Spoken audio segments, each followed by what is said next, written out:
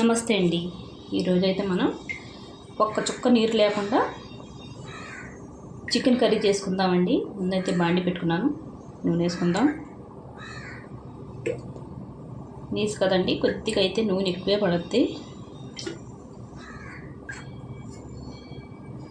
నూనె అయితే కొద్దిగా వేడెక్కాలండి. చాలా టేస్టీగా ఉంటుందండి చికెన్ కర్రీ. సరే మీరు ట్రై చేయండి.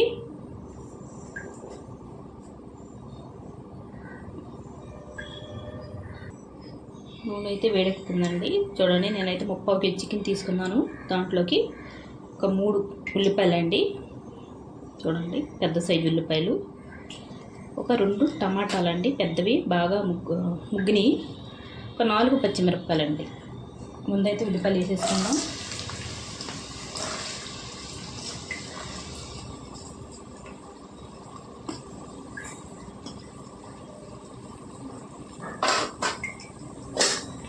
అయితే బాగా వేగాలండి ఉల్లిపాయలు.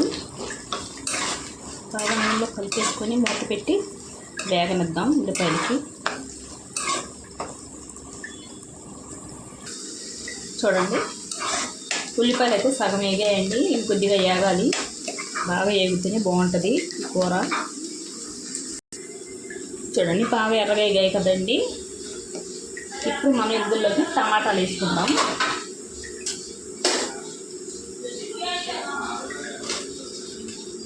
చూడండి, టమాటాలు వేసేసి ఇవి కూడా బాగా మగ్గనిద్దామండి. బాగా కలిపేసుకుందాం ఉల్లిపాయల్లోకి. ఈ గట్టిగా ఉంటే మిక్సీ కూడా పట్టుకోవచ్చండి. టమాటాలు ఎంత సరిగా ఉడకట్లేదండి, దాని గురించి మిక్సీ పట్టుకుంటే మనకి ముక్కలు కూడా కనిపించవు. నేనైతే కొద్దిగా మెత్తగా ఉన్నాయి కదా అని ఇలా కోసేసాను. అయితే బాగా మెత్తగా మగ్గాలండి.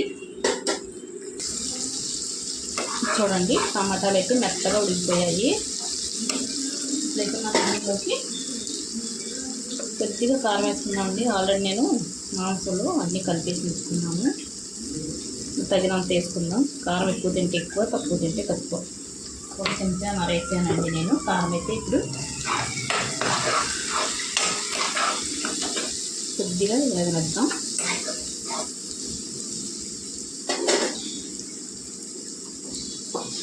చూడండి, నేను ఇందులో మసాలా, కారం, ఉప్పు, పసుపు, పెరుగు వేసి బాగా కలిపేసి అరగంట నానబెట్టుకున్నానండి. పెరుగు అయితే నేను ఇందులో 1/4 లీటర్ దాకా వేసానండి.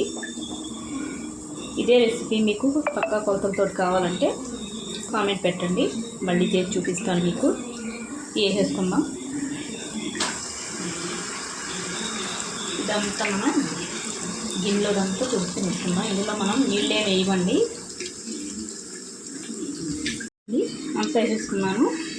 ఇదైతే బాగా కలిపేసుకుందాం. మనం నీళ్ళు కలిసేలాగా కలిపేసుకొని మీడియంలో పెట్టి మనం మెల్లిగా వండుకుందామండి. ఇదంతా కూర అంతా మనకి పెరుగులోనే ఉడకాలి. అప్పుడే టేస్ట్ బాగుంటుందండి. ఇది ఎలాగైనా తినొచ్చండి.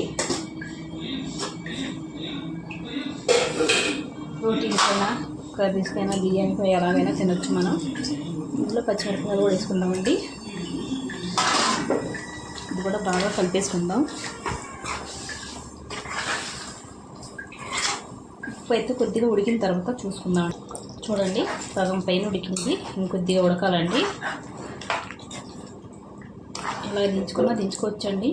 ఇంకొద్దిగా ఉడికితే ఇంకా బాగుంటుంది. గ్రేవీ ఎక్కువ కావాలంటే ఇలా దించేసుకోవచ్చు. ఇప్పుడైతే ఉప్పు చూసుకుందామండి. ఉప్పు అయితే కరెక్ట్గా సరిపోయింది. అందులో కొద్దిగా కరివేపాకు వేసుకుందామండి. కరివేపాకు వేసుకుంటే వాసన చాలా బాగుంటుందండి. ఒకసారి కలిపేసుకొని మూత పెట్టి వండుకుందామండి. మధ్యలో కలుపుకుంటూ ఉండాలి.